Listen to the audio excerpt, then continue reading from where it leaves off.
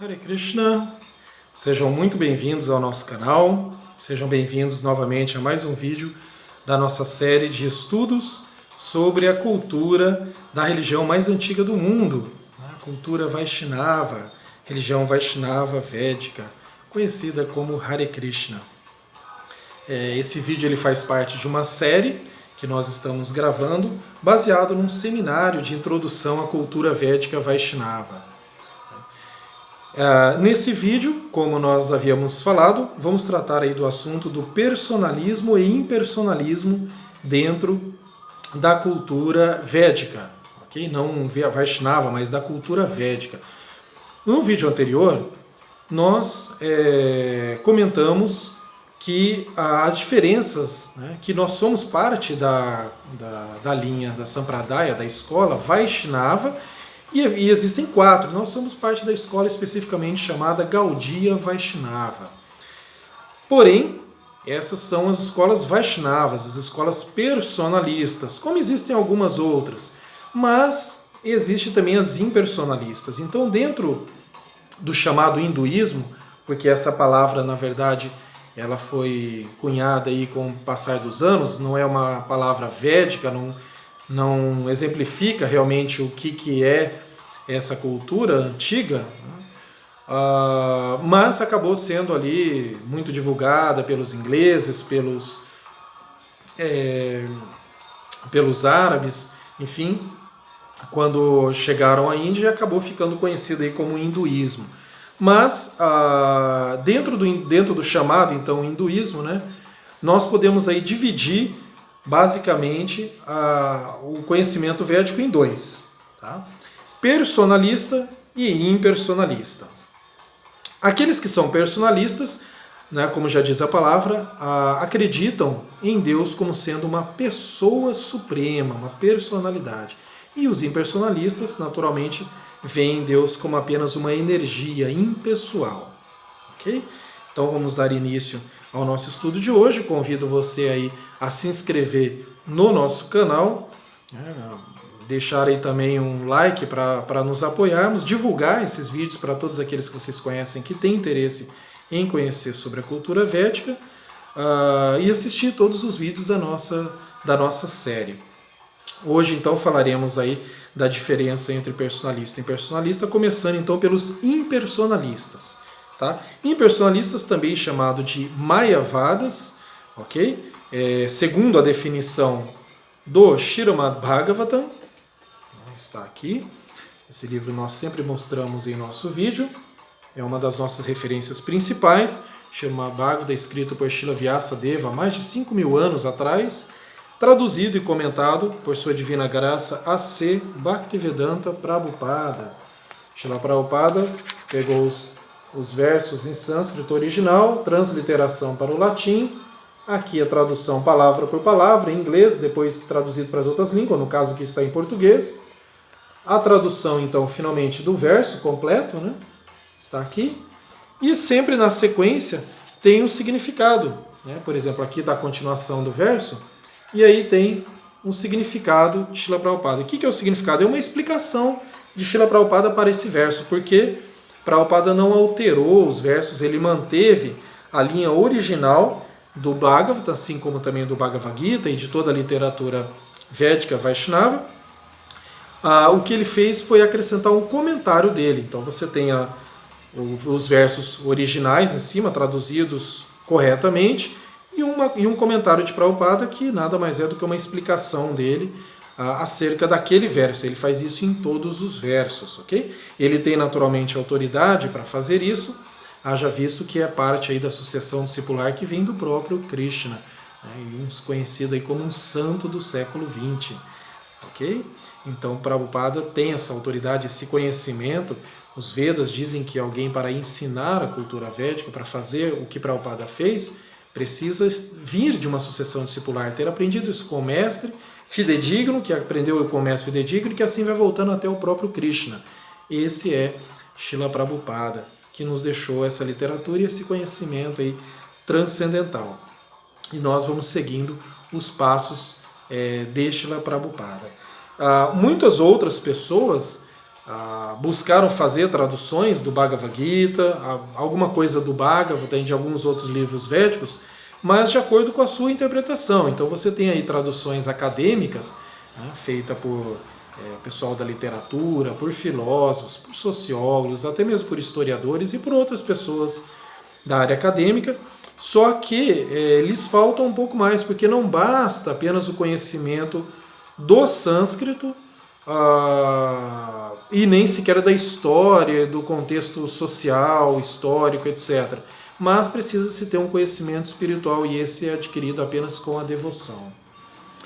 Bem, quando a gente fala então de espiritual, nós chegamos a essa questão aí de relação com Deus e como é essa relação com Deus. Os impersonalistas, ou Mayavadas, como descreve no Bhagavata, filósofos impersonalistas que concebem o absoluto como, em última análise, amorfo, e a entidade viva como igual a Deus. Então, para eles, o absoluto, que seria Deus ou Supremo, é algo amorfo, é apenas uma energia, não é algo que podemos dizer aí que é uma vida individual, que tem uma personalidade, mas apenas algo amorfo. E a entidade viva, o ser vivo individual, eles entendem como sendo igual a Deus, não é diferente. Ou seja, em última análise, alguns dizem até mesmo que os impersonalistas são ateus porque não reconhecem a superioridade de Deus, mas a pessoa como sendo igual a Deus. No livro de Satsvarupa Maharaj, Filosofia Védica, também uma referência importante para o nosso curso, para aqueles que forem ler depois, forem procurar, isso que eu vou falar para vocês está na página 91. Ele fala um pouquinho sobre isso, né? Ele vai explicar um pouquinho sobre esse significado aí dos impersonalistas. É o capítulo 6 deste livro, se chama justamente Impersonalismo versus Teísmo. Okay? No seu comentário vedantista, Shariraka Bhasya, Shankara aceita o princípio védico de que além da matéria encontra-se a existência espiritual eterna. Contudo, ele teima em dizer que essa existência é impessoal. Assim, como observam algumas pessoas, Shankara, ao mesmo tempo, aceita e rejeita a filosofia ou a literatura védica. Ele vai entender, então, que, primeiro, a verdade absoluta ela é impessoal, não é uma pessoa. Ele vai argumentar. Em segundo plano, ele vai dizer que a Atma e o Brahman, ou seja, o Supremo e os próprios indivíduos são unos, são o mesmo, são apenas um, né, não tem diferença. Ele nega a teoria das emanações, né, então ele não aceita que nós sejamos emanações ou energias ligadas à energia suprema, como uma centelha ligada à energia suprema Deus. Tem aquela teoria da ilusão, de tudo aqui é uma ilusão, tudo aqui não é verdade, é apenas uma ilusão. Mas, nesse livro, a partir da página... Deixa eu verificar aqui. A partir da página 98 do livro, até a página 100, Satsvarupa Maharaj vai explicar quem é o verdadeiro Shankara, né, e por que ele fez isso, qual era o objetivo. Então é dito que no Padma Purana, da literatura védica, se revela que Shankaracharya, é uma encarnação do Senhor Shiva. Agora, quem é Shankaracharya? O que ele tem a ver com os impersonalistas? Pois bem, Shankaracharya é justamente a maior autoridade para os Mayavadis, ou os impersonalistas. Então veja que até a maior autoridade dos Mayavadis, dos impersonalistas, na verdade, era o próprio Senhor Shiva disfarçado. E vai explicar o porquê que ele faz isso, qual era o motivo dele fazer isso. Teve um motivo específico para o Senhor Shiva, que é um grande Vaishnava, que é um grande personalista, porque é um grande devoto de Krishna, fundar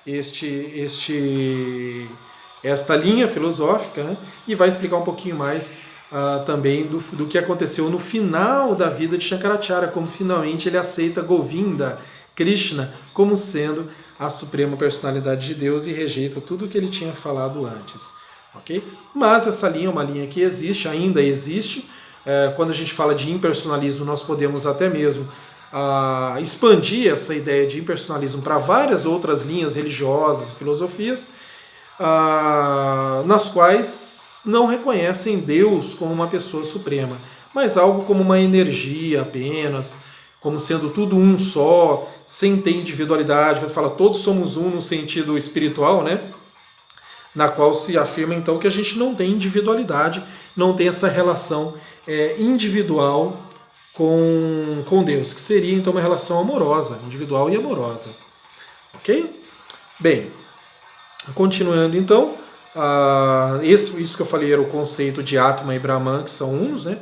A teoria das emanações negadas, que nós já falamos. Quando ele fala de ilusão, Shankara, né? No Vivartavada, ele diz Brahma Satyam Jagan Mithya, que significa o Brahma é real e o universo é falso. Então essa é a explicação de Shankaracharya, na qual ele vai dizer que o universo ele não é verdadeiro, né? Ele é uma ilusão. Então a única realidade seria o Brahman, que seria a energia de Deus. Isso é a única realidade. E o objetivo deles, né, não é o desenvolvimento de amor, naturalmente, não tem uma relação pessoal, mas fundir-se ao Brahman. Né? Então, você pairar no Brahman após deixar esse corpo, você fundir-se ao Brahman e ficar sem individualidade, sem relacionamentos individuais, seja com Deus ou qualquer outra pessoa. E a última declaração, então, que eu havia falado para vocês, a última declaração de Shankara, que na realidade era uma encarnação do próprio Senhor Shiva, né, ficou famosa por demonstrar que o mesmo Shankara, no final da vida, aceitou Krishna como a pessoa suprema. Tá? Como eu falei para vocês, está ali na página 100, mais ou menos, desse livro de Satsvarupa Das Goswami. Os Mayavadis, eles, vamos dizer assim, eles entendem um pouco da filosofia, mas eles vão só até a metade do caminho, certo? Por quê? Porque os personalistas, a linha védica original, ou os personalistas, não é que eles não reconheçam a energia de Deus. Sim, a energia de Deus existe. Na verdade, tudo que está aqui ao nosso redor é a energia de Deus. Tá? Então a energia de Deus existe, mas isso aí seria mais ou menos assim como dizer que é a metade do caminho. Essa energia ela tem origem, ela não é existente em si própria, ou se origina em si própria, ou é a única verdade. Mas ela tem origem numa fonte, e essa fonte é a suprema personalidade de Deus. Então costumamos dizer que os Mayavadis eles chegam até a metade do conhecimento, né? Não estão totalmente errados, mas por terem apenas compreendido parcialmente a verdade absoluta, ou seja, eles reconheceram apenas uma parte dessa verdade absoluta, que é a energia, e essa verdade absoluta ela se divide em três: a energia, o Paramatma, a centelha, né, de Deus, ou Deus com sua forma no coração de todas as pessoas, e a própria Suprema Personalidade de Deus. Né? Eles acabam não reconhecendo essas outras duas, reconhecendo apenas a energia, eles acabam se equivocando e cometem um erro fatal ao propiciarem seu inevitável retorno ao mundo material e manterem-se em ilusão. Então, quer dizer, quando eles abandonam o corpo, né, quando eles vêm a falecer, abandonam o corpo, seja por yoga, seja como for, eles acabam tendo que voltar, eles acabam ficando um tempo ali no Brahman, que eles tanto adoram, mas acabam tendo que voltar ao mundo material para desenvolver, porque próprio Deus, a própria Suprema Personalidade de Deus fala nos Vedas que apenas com o desenvolvimento do amor e da relação pessoal com Deus é que voltamos à casa, voltamos ao lar, voltamos a Goloka Vrindavana, ao Supremo, ao lugar de onde todos somos de origem.